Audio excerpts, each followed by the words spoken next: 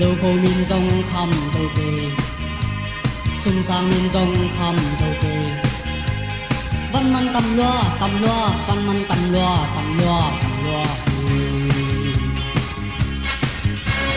vì tên bằng ghé ngủ nhang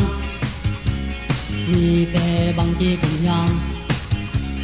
từ lại lấy tung nung ta hạt ta lùa lại xin miên dông khăm đầu kề phút đọ tên dông hạt xa xa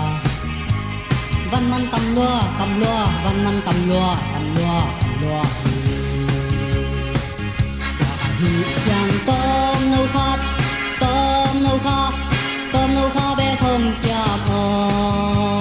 tôm nâu khát bé không chu mi tôm nâu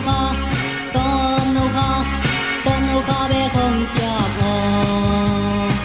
tăng man không chạm lai buông man không chạm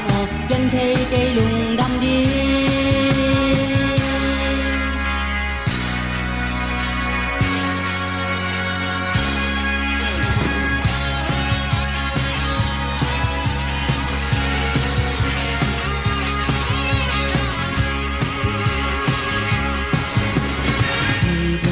ghé nụ nhang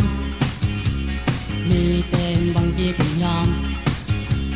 từ lại lấy tung nung ta lùa lâu khô miên dông khăm đầu kề sung sang miên dông khăm đầu kề văn man cầm loa văn man cầm loa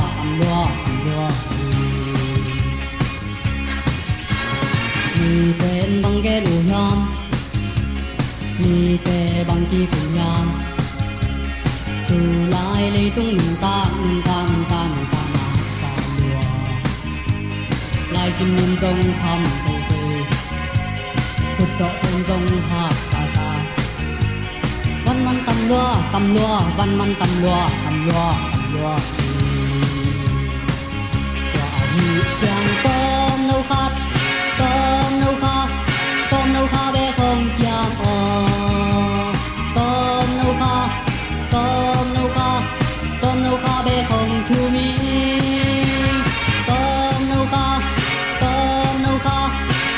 khát bé không chạm